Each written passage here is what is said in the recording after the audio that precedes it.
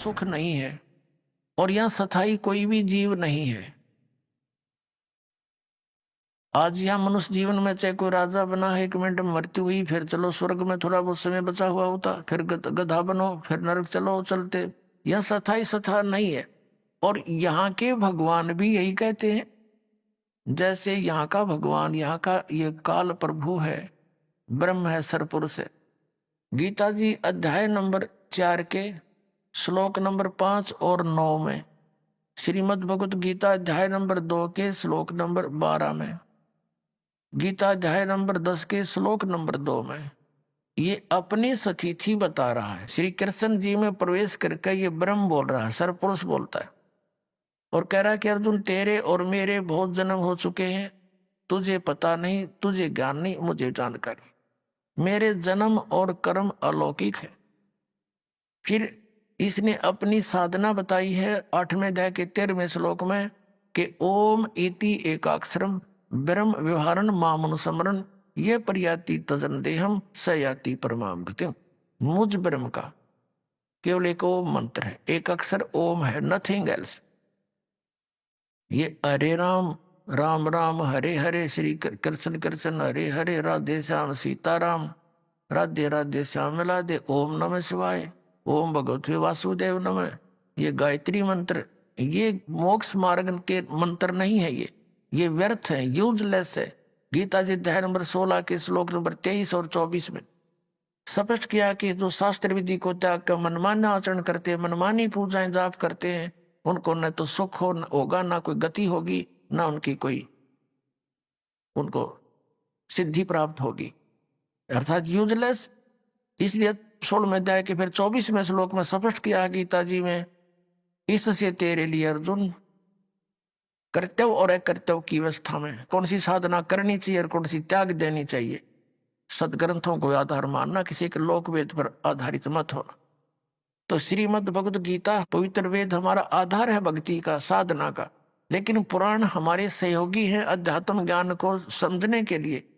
और जो पुराणों के अंदर वेदों और गीता वाला भक्ति विधि है, वो तो वेदों और गीता का ही है, वो तो हम उन्हीं से ग्रहण करेंगे। बाकी अन्य उसके अंदर उस ऋषि वक्ता, पुराण के वक्ता का अपने घर का ज्ञान है जो वेदों और गीता से नहीं मिलता, वो हमने स्वीकार नहीं करना। अब गीता ज्ञानदाता कहता मेरा एक ओम अक्षर है, नथिंग एल्स, और कोई जाप ही नहीं है।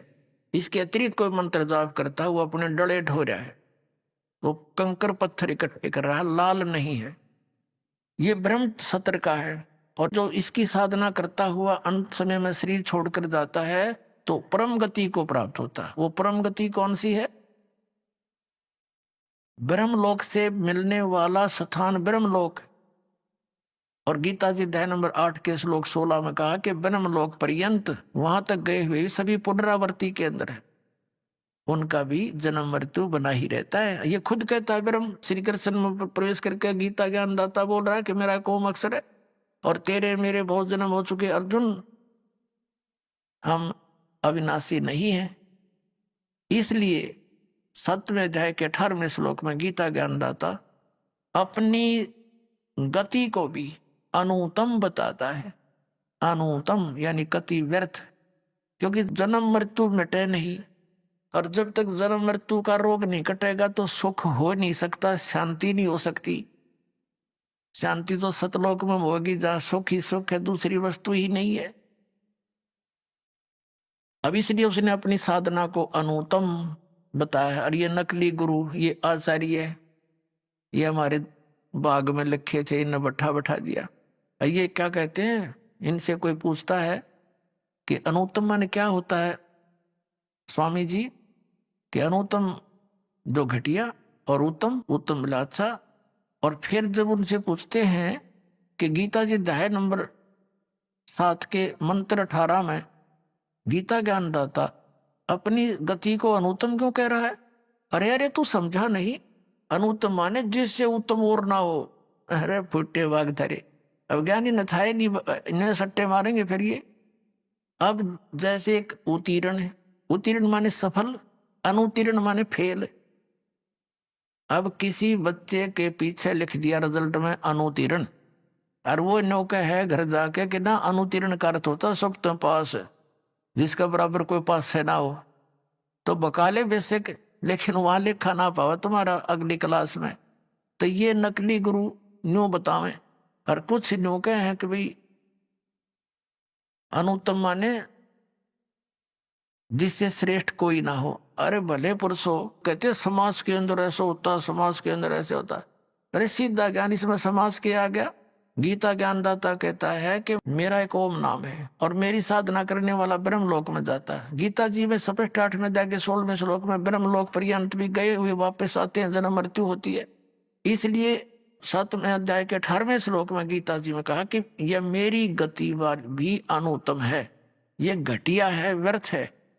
क्योंकि ये पुण्यात्मा जो नेक आत्मा ज्ञानी आत्मा है तो अच्छी परमात्मा प्राप्ति के लिए यत्नशील है, लेकिन ये मेरे वाली अनुत्तम घटिया गति में ही सचित है।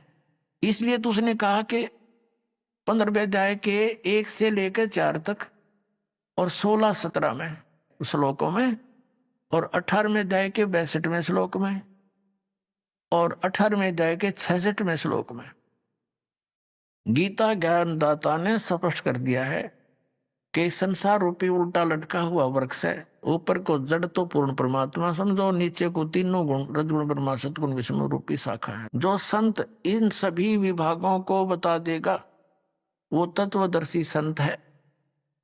और गीता जी अध्याय नंबर 4 के श्लोक नंबर 34 में कहा है कि जिस तत्व ज्ञान के बारे में सच्चिदानंद घन ब्रह्म की वाणी में 4थे अध्याय के 32वें श्लोक में कहा गया है कि वो सच्चिदानंद घन ब्रह्म की वाणी में ब्रह्मण मुखे, उसके परमात्मा के मुख कमल से उच्चारित वाणी कबीर वाणी में जो विस्तार के साथ धार्मिक अनुष्ठानों का ज्ञान दिया गया है, यज्ञों का, वो तत्व ज्ञान है। 4थे अध्याय के 34वें श्लोक में कहा कि उस तत्व ज्ञान को तू तत्वदर्शी संतों के पास जाकर समझ, वो तत्वदर्शी संत तुझे बताएंगे। अब तत्वदर्शी संत की पहचान बताई है 15वें अध्याय के प्रथम श्लोक में गीता जी के उल्टे लटके हुए संसार रूपी वृक्ष के सभी विभाग जो बता देगा स वेदवित, वो तत्वदर्शी संत है, उससे पूछो। अब ये तत्वदर्शी जगत गुरु सेवक होके उतरे इस पृथ्वी के माँ और जीव उदाहरण जगत गुरु बार बार बलि जाऊं। जीव उद्धार करने के लिए वो कबीर परमात्मा वो जगत गुरु बनकर तत्वदर्शी संत की भूमिका करने के लिए यहाँ आए और 120 वर्ष तक रहे, सह शरीर आए, सह शरीर चले गए।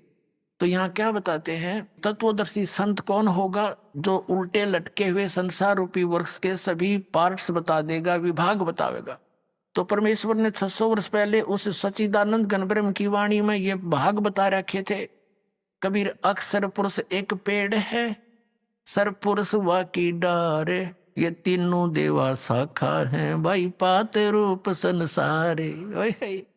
कख नहीं पता था। वेद ज्ञानदाता गीता ज्ञानदाता ने भी सिर्फ ऑप्शन छोड़ दिया, ऊपर को जड़ वाला और नीचे को तीनों गुण रूपी शाखा वाला, ये उल्टा लटका संसार रूपी वृक्ष है। अब इसके बारे में कंप्लीट ज्ञान दो तत्वदर्शी संत देगा, उससे पूछो। तो परमेश्वर ने 600 वर्ष पहले दे रखा था ये ज्ञान, लेकिन नकली आचार्यों ने, गुरुओं ने हमारे तक कान नहीं दिया, हमारे को दूर रखा, अपने भगवान से मिसगाइड करते रहे। कबीर तो जुलाहा है, धानक है, इसने सदग्रंथों को कैसे जाना, इसको इसने संस्कृत पढ़ना नहीं आता, केवल ब्राह्मण लोग ही संस्कृत के पढ़ने के अधिकारी थे उस समय।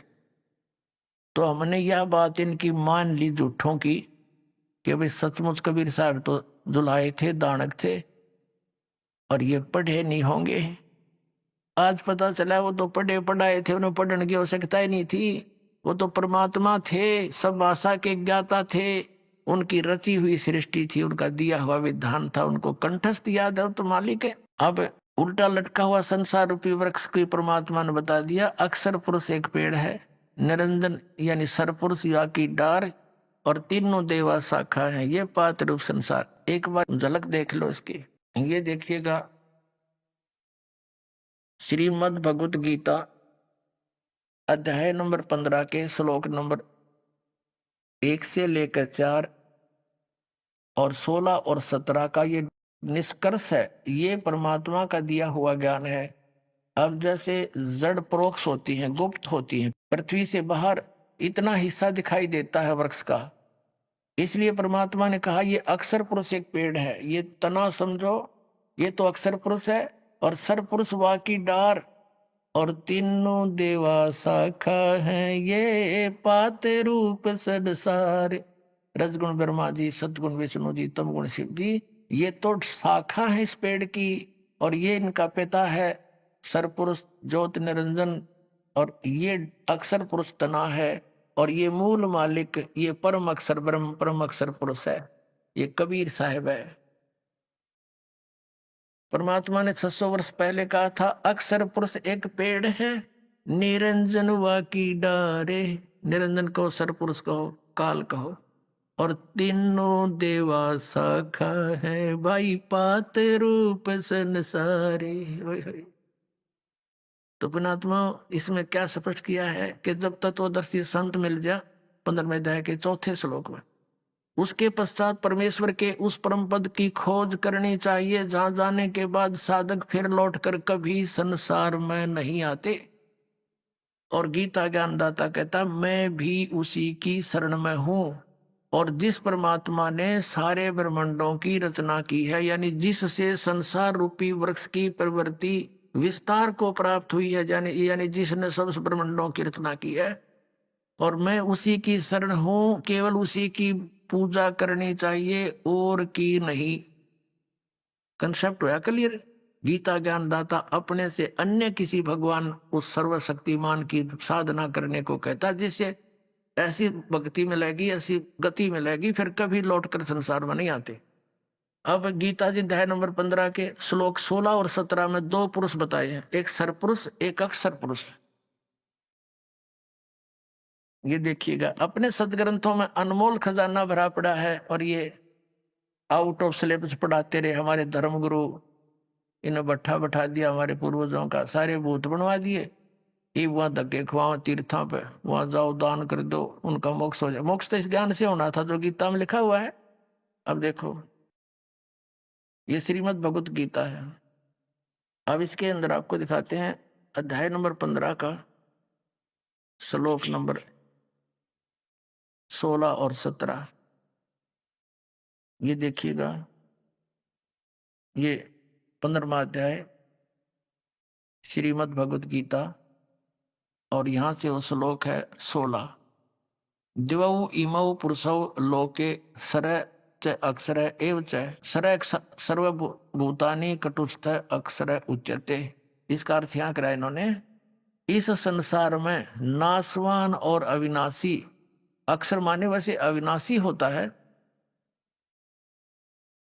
अक्षर अविनाशी, ये 2 प्रकार के पुरुष हैं।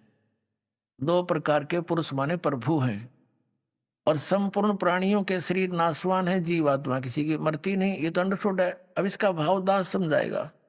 इसमें क्या लिखा है कि सर पुरुष और अक्षर पुरुष ये 2 प्रभु प्रसिद्ध हैं, 2 भगवान 2 स्वामी। अब सर पुरुष का अर्थ तो सीधा ही नाशवान है, सर माने नाशवान। अक्षर इसको क्यों कहा, और फिर 15वें अध्याय के अगले 17वें श्लोक में इसको भी रिजेक्ट किया है, अक्षर होते हुए भी, अक्षर उच्चारण करके भी इसको रिजेक्ट कर दिया। ये निष्कर्ष निकाला जाएगा, क्योंकि तत्व वेद है, तत्व ज्ञान से समझा जाएगा।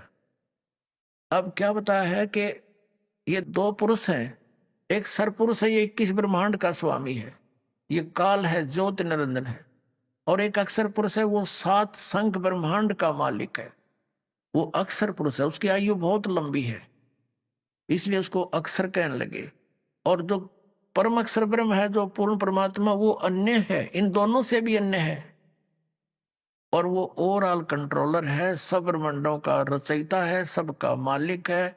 इस 21 ब्रह्मांड काल के, 7 संख ब्रह्मांड इस अक्षर पुरुष के, और अनंत ब्रह्मांड है, उन सब का वो कुल मालिक है, वो सबका दाता है, सबका स्वामी है, वो परम अक्षर ब्रह्म है। अब देखना, ये गीता जी अध्याय नंबर 15 का हमने 16वां श्लोक पढ़ लिया। अब इस संसार में सर पुरुष और अक्षर पुरुष कहना 2 भगवान है, 2 नाशवान भगवान, 2 भगवान है, और इनके अंतर्गत जितने प्राणी और इनके शरीर सब नाशवान है, और जीवात्मा अविनाशी है। अब 17वें में क्या कहा है कि उत्तम पुरुष है तू अन्य, पुरुष माने परमात्मा, ब्रह्म कहो, भगवान कहो, प्रभु कहो, उत्तम पुरुष तो अन्य है इन दोनों से और है सरपुरुष और अक्षर पुरुष से। उत्तम पुरुष है तो अन्य परमात्मा इति उदाहरता है, जिसको परमात्मा कहा जाता है। यह लोक त्रयम् आविश्य विभर्ति, जो तीनों लोकों में प्रवेश करके सबका धारण पोषण करता है। उत्तम पुरुष तो अन्य ही है, ये स्पष्ट कर रहे हैं अपने भी अनुवाद में, जो तीनों लोकों में प्रवेश करके सबका धारण पोषण करता है, अविनाशी परमेश्वर परमात्मा इस प्रकार कहा गया। अब ये संसार रूपी वृक्ष की जो जड़ है, ये है वो उत्तम पुरुष है तो अन्य, और ये परम अक्षर ब्रह्म कहलाता है, इसको परम अक्षर पुरुष कहो, और ये वास्तव में अविनाशी है। श्रीमद् भगवत गीता अध्याय नंबर 7 के श्लोक नंबर 29 में 29 में गीता ज्ञानदाता कहता है, जिसने मेरे इस ज्ञान का आश्रय कर लिया कि तत्वदर्शी संत की खोज करो, वो बताओगा परमात्म तत्व के बारे में उसकी सारी महिमा।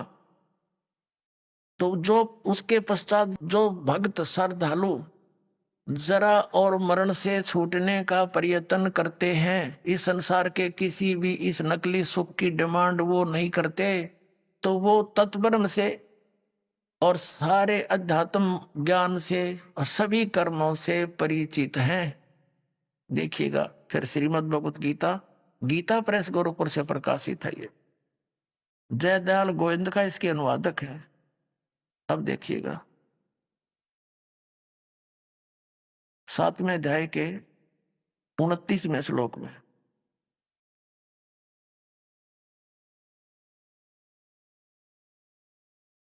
ये श्रीमद् भगवत गीता अध्याय नंबर 7वां और नीचे आइए, ये 29वां श्लोक है। इसका यहाँ पर है ये संस्कृत मूल पाठ। जरा मरण मोक्षाय, जरा माने वर्धावस्था, मरण माने मृत्यु, मोक्षाय माने छुटकारे के लिए, माम आश्रित है मेरे इस ज्ञान के आश्रित होकर के, यतंती ये जो प्रयत्न करते हैं, ते ब्रह्म तत्व विदु वो उस तत्व ब्रह्म को जानते हैं, कृष्णम अध्यात्म यानी सारे अध्यात्म से परिचित है, अध्यात्म ज्ञान से, और कर्म से अखिलम और सब कर्मों से वो परिचित है। इसका अनुवाद यहाँ किया है ना, जो मेरे शरण होकर जरा माने वृद्धावस्था, मरण माने मृत्यु से छूटने के लिए यत्न करते हैं, वे पुरुष वे भक्त तत्व ब्रह्म, ये तत्व ब्रह्म उस ब्रह्म को और संपूर्ण अध्यात्म ज्ञान को और तथा संपूर्ण कर्मों को जानते हैं। अब पुणात्मा इसे स्पष्ट कर दिया कि जो व्यक्ति इस नकली सुख को भूल चुके हैं और जरा माने वृद्धावस्था के कष्ट को, पुणात्मा इस जीव के ऊपर वृद्धावस्था एक बहुत बड़ा अभिशाप है, इतना दुख इसके अंदर होता है। लेकिन जो परमात्मा कबीर जी की शरण में आ जाएगा पुणात्मा, घबराना नहीं, आपका वृद्धावस्था ऐसे कटेगा ना फूल की तरह। लेकिन जब तक सत भक्ति नहीं करते वो दुखी रहा करें, लेकिन फिर भी वृद्धावस्था तो वृद्धावस्था ही है, ये तो दुख तो है ही, कष्ट है, लेकिन परमात्मा की शरण में हल्का हो जाएगा, ये 30 भड़क कम लगेंगी। तो कहने का भाव यह कि फिर वो भक्ति करके यहाँ से पीछा छुटवाना है, तो वो व्यक्ति यहाँ इस दोनों कष्टों से खूब परिचित है, जन्म और मरण के दुख को और वृद्धावस्था के, इसलिए वो केवल जरा और मरण से ही छुटकारा पाने के जो प्रयत्न कर रहे हैं, वो व्यक्ति तत्ब्रह्म से परिचित हो चुके हैं, तत्ब्रह्म से ही गॉड उस परमात्मा से और सारे अध्यात्म ज्ञान से, सब कर्मों से, कि ये क्या चक्कर है, स्वर्ग में गए फिर आगे, फिर राजा बने फिर गधा बन गए, व्हाट इज दिस। तो ये परिचित हो चुके हैं, वो ही उस साधना को कर रहे हैं। तो अर्जुन ने फिर पूछा, हे भगवान 8वें अध्याय के प्रथम श्लोक में कि किम तत्ब्रह्म, वो तत्ब्रह्म क्या है, फिर बताओ वो भगवान ऐसा कौन सा है जिसके मैं जहां इतना सुख है, जिसके पाने के लिए फिर यहाँ की डिमांड सब छूट जाती है। अब देखिएगा, अब यहां पढ़ रहे थे ये 29वां श्लोक आपने पढ़ा कि जो उस ब्रह्म को संपूर्ण अध्यात्म को जानते हैं, कर्मों को जानते हैं, जो मेरे शरण होकर जरा और मन से छूटने के लिए प्रयत्न करते हैं। तो ये 30वां है, ये कहता जो मुझे जानते हैं तो मेरे को प्राप्त होते हैं, इसका इतना सा। और यहाँ 8वां अध्याय ये सामने ही है, इसके प्रथम मंत्र में अर्जुन ने पूछा किम तत्ब्रह्म, किम तत्ब्रह्म, किम अध्यात्म, किम कर्म पुरुषोत्तम। अधिभूतम च किम प्रोक्तम अधिदेवम किम उच्यते। हे पुरुषोत्तम, वह ब्रह्म क्या है, वो तत्व ब्रह्म है क्या? अब इसका उत्तर तीसरे श्लोक में दिया है, श्रीमद् भगवत गीता के 8वें अध्याय के और तीसरे श्लोक में। वह परम अक्षर ब्रह्म है, परम अक्षर ब्रह्म है वो। अपनात्मा गीता जी अध्याय नंबर 15 के श्लोक नंबर 17 में जो कहा कि उत्तम पुरुष तो अन्य परमात्मा इति उदाहरते, ये लोक तरम आविषय वर्ती अवैश्वर है। वो उत्तम पुरुष सही परमात्मा श्रेष्ठ भगवान तो इन दोनों से अलग है, भिन्न है, वो कोई और है। और वही तीनों लोकों में प्रवेश करके सबका धारण पोषण करता। जैसे संसार रूपी वृक्ष की जो जड़ है वो मूल मालिक है, सत्य पुरुष है, उससे सबको आहार मिलता है, सबका धारण पोषण करने वाला वही है। तो 8वें अध्याय के अब तीसरे श्लोक में स्पष्ट कर दिया कि वो परम अक्षर ब्रह्म है। ये गीता ज्ञान दाता से अन्य है। अपने आत्माओं, अब गीता ज्ञान दाता ने स्पष्ट कर दिया, गीता जी अध्याय नंबर 8 के श्लोक नंबर 13 में, कि मेरा तो केवल एक ओम अक्षर है, क्योंकि ये गीता ज्ञान दाता ब्रह्म है। ये देखिएगा श्रीमद् भगवत गीता अध्याय 8 के और श्लोक नंबर 13 में, ओम इति एकाक्षरम ब्रह्म व्यवहारन मां मनुसमरण ये प्रियाति तजन देहम स याति परमाम गतिम। अब क्या इन्होंने थोड़ा सा गलत किया यहां से, ओम ओम इस एक अक्षर रूप ब्रह्म को उच्चारण करता हुआ है, और उच्चारण करता हुआ मुझ निर्गुण ब्रह्म का चिंतन करता हुआ शरीर त्याग कर जाता हुआ पुरुष परम गति को प्राप्त होता है। अब इसका अर्थ ये है, ये गीता ज्ञानदाता कहता है कि मेरा एक ओम अक्षर है मुझ ब्रह्म का, और इसकी साधना करता हुआ जाता उसकी परम गति होती है। ओम नाम से जो परम गति होनी है वह ब्रह्मलोक प्राप्ति है। ब्रह्मलोक में गए प्राणी फिर वापस आते। 8वें अध्याय के और 5 से लेकर 10 तक, 5 और 7 में तो ये अपनी सतिथि बताता है कि मेरी भक्ति कर, मुझ में आश्रित हो और देवताओं की भक्ति छोड़ दे तो मुझे प्राप्त होगा, लेकिन युद्ध तो करना ही पड़ेगा। अपने आत्मा जहां युद्ध करना है तो शांति कहा। इसलिए इसने 18वें अध्याय के 62वें श्लोक में कहा है कि अर्जुन तू सर्वभाव से उस परम अक्षर ब्रह्म की शरण में जा, उसकी कृपा से तो परम शांति को और सनातन परम धाम को प्राप्त होगा। यानी वहां जाने के बाद सब झंझट मिट जाएगा, ना युद्ध करना ना कुछ करना। अगर मेरी शरण में रहेगा तो युद्ध तो तुझे करना ही पड़ेगा। युद्ध करनी यानी शांति की। अब पांडवों को शांति हुई, 36 वर्ष राज किया, फिर हिमालय में जाकर गड़के मर गए तपस्या करके, और फिर नरक में डाले गए। और इसलिए कहा कि मैं उसके बारे में जानता नहीं, तत्वदर्शी संत की खोज कर ले, और उस संत के अनुसार तुम साधना करोगे तो परम शांति को, परम सुख को प्राप्त होगे। अब 5 से लेकर 8वें अध्याय के गीता के और 10 तक श्लोक आपके रूबरू रहता है। देखिएगा, 10 दिखाते हैं 8वें अध्याय का। अब यहाँ 5वां श्लोक है।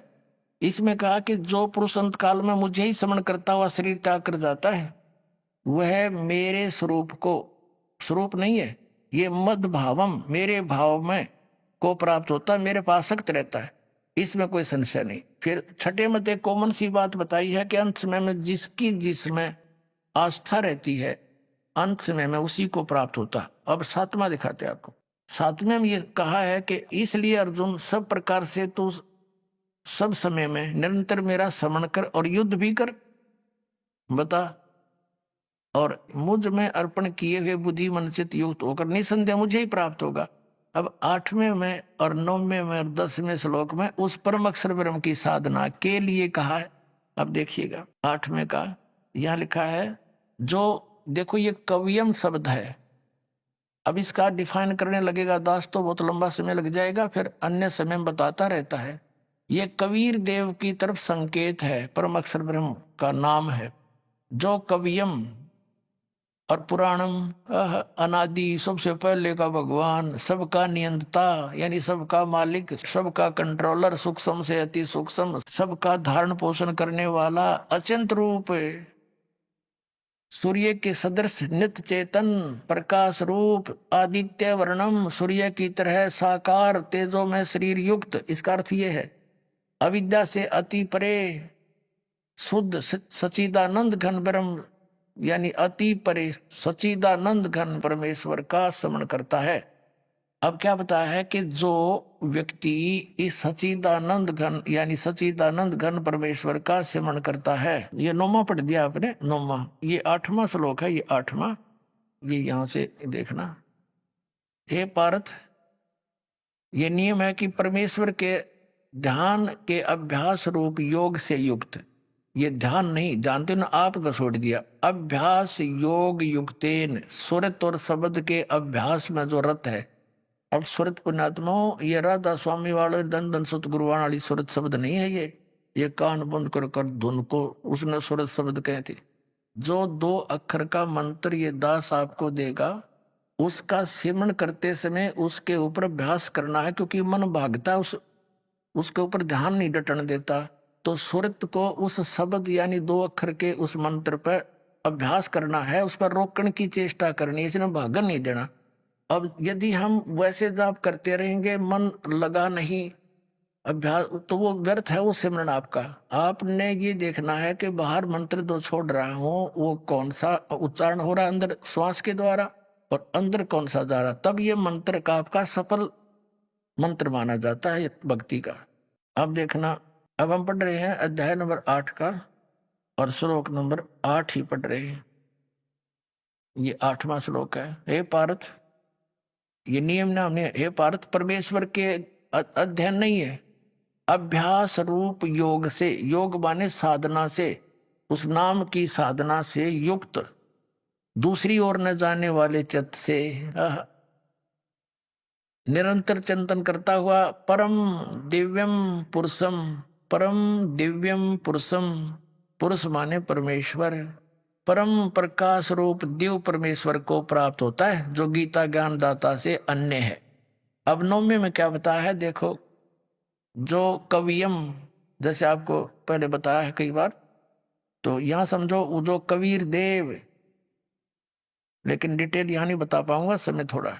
जो कवियम, इन्होंने सर्वज्ञ लिखा है, जो कबीर देव अनादि सबके निरंता सूक्ष्म से अति सूक्ष्म सबके धारण पोषण करने वाले अचिंत रूप, और सूर्य के सदृश नित्य चेतन आदित्य वर्णम, सूर्य के जैसा तेजो में शरीर युक्त साकार परमात्मा, अविद्या से अति परे, जो किसी के ज्ञान में नहीं है, अज्ञान से परे है, सचिदानंद सचिदानंद घन परमेश्वर का स्मरण करता है। अब 10वें में 8वें 9वें 10वें में कंसेप्ट क्लियर कर दिया। ये 10वां, वह भक्ति युक्त अंत काल में भी योग बल से बिरकुटी के मध्यम में प्राणों को, यानी श्वास का सिमरण है, प्राण संग्रही जो नानक साहब ने बोली, उसमें बड़ी डिटेल थी। प्राणों को यानी श्वासों को अच्छी प्रकार स्थापित करके फिर निश्चल मन से स्मरण करता हुआ है उस दिव्यम परम पुरुषम, उस अद्भुत परम पुरुष यानी सतपुरुष को, परम अक्षर परम को ही प्राप्त होता है। बोलो सतगुरुदेव।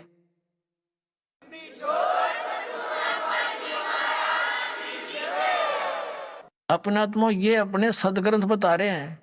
अब इसका मंत्र कौन सा है, इसने अपना तो बता दिया, ओम अक्षर नथिंग एल्स।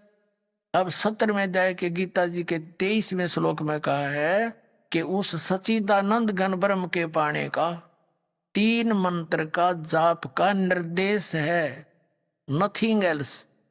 निर्देश माने नथिंग और कुछ नहीं, सिंपल ओनली डायरेक्शन, ये है। देखिएगा 17वें अध्याय का और 23वां श्लोक, ये श्रीमद् भगवत गीता अध्याय नंबर 17 का और श्लोक नंबर 23, यहां देखेंगे। ओम तत्सत इति निर्देश है ब्रह्मण है त्रिविध है समर्थ है, ब्राह्मणा तेन वेदा से यज्ञा से विहिता पुरा। इसमें क्या लिखा है, ब्रह्मण माने सचिदानंद घन ब्रह्म, ब्रह्मण माने सचिदानंद घन ब्रह्म, दिव्य परम पुरुष। ओम तत्सत ऐसे ये 3 प्रकार का सच्चिदानंद घन ब्रह्म का नाम कहा गया है। अपना आत्माओं, अब ये दास बताओगा आपको अपनी सिंपल लैंग्वेज में, जो आसानी से हमारे गले उतरेगी। अपने आत्माओं, जैसे ये मंत्र का जाप जो होता है, ये तो साधना है।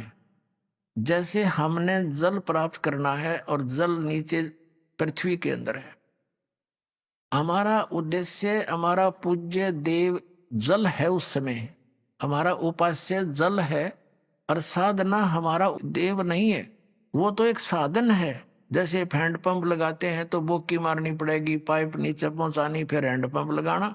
तो ऐसे ये 3 मंत्र का जाप है, ओम तत् सत। तत् और सत ये सांकेतिक है, काल ने बताया नहीं कि मुझे नहीं मालूम, इसको पता भी नहीं परमात्मा ने, या दया करिए हमारे पे, न यू खोल देता तो सारे न जाप कर दे पाते।